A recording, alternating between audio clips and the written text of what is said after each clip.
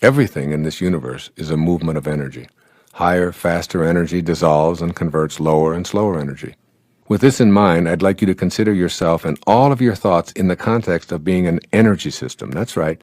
You are an energy system, not just a system of bones and fluids and cells, but actually a multitude of energy systems encapsulating an inner energy system of thoughts, feelings, and emotions. This energy system that you are can be measured and calibrated. Every thought you have can be energetically calibrated along with its impact on your body and your environment.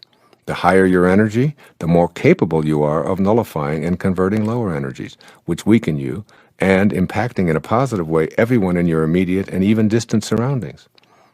The objective in this section is to become aware of your own energy level and the actual frequencies of thought that you regularly employ in daily life.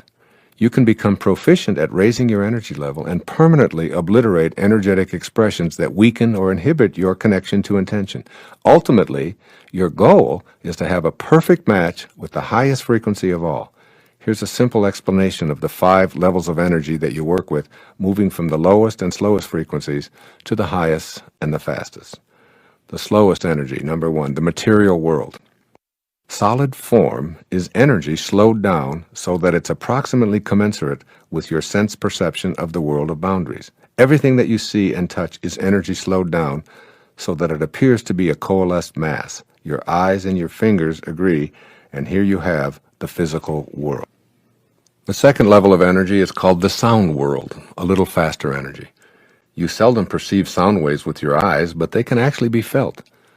These invisible waves are also high, low, and fast and slow. This sound level of energy is where you connect to the highest frequencies of spirit through the practice of japa meditation, as I've written about extensively in Getting in the Gap, which includes a CD to teach you this meditation.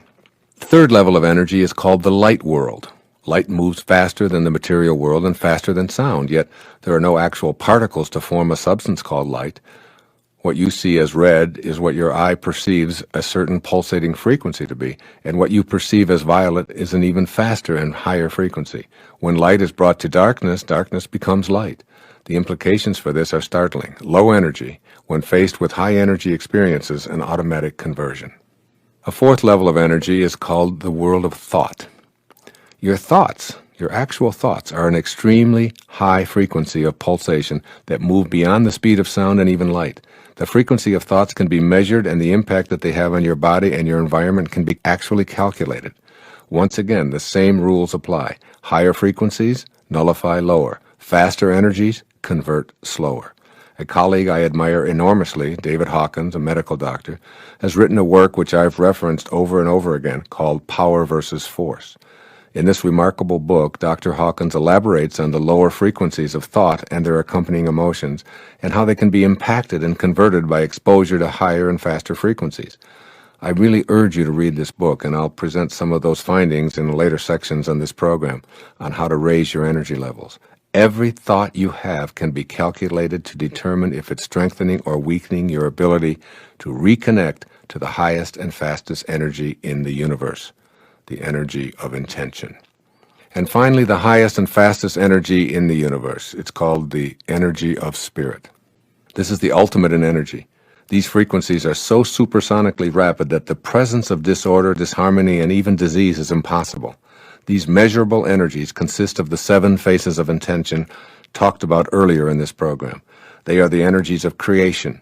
When you reproduce them in yourself, you reproduce the same creative quality of life that called you into existence. They are the qualities of creativeness, of kindness, of love, of beauty, of expansion, of peaceful abundance, and receptivity to all. These are the highest energies of the universal spirit itself. You came into existence from this energy, and you can match up with it energetically as you remove all of the low energy pulsations from your thoughts and feelings.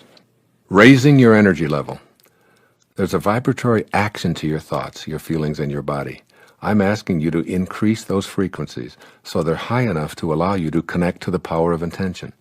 This may sound like an oversimplification, but I hope you'll try raising your energy level as a way to remove the obstacles that prevent you from experiencing the perfection that you're a part of. You cannot remedy anything by condemning it. Again, you cannot remedy anything by condemning it. Underline that in your consciousness.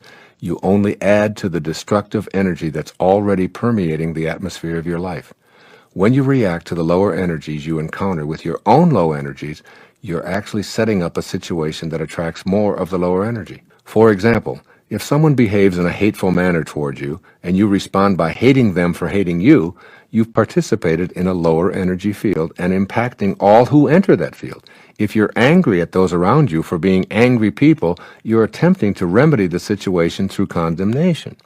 If you're experiencing scarcity or anguish or depression or an absence of love or any inability to attract what you desire, seriously look at how you've been attracting those circumstances into your life. Low energy is an attractor pattern. It shows up because you've sent for it, even if on a subconscious level. It's still yours and you own it. However, if you practice deliberately raising your energy level by being cognizant of your immediate environment, you'll move more rapidly toward intention and remove all of those self-imposed roadblocks. The obstacles are in the low energy spectrum.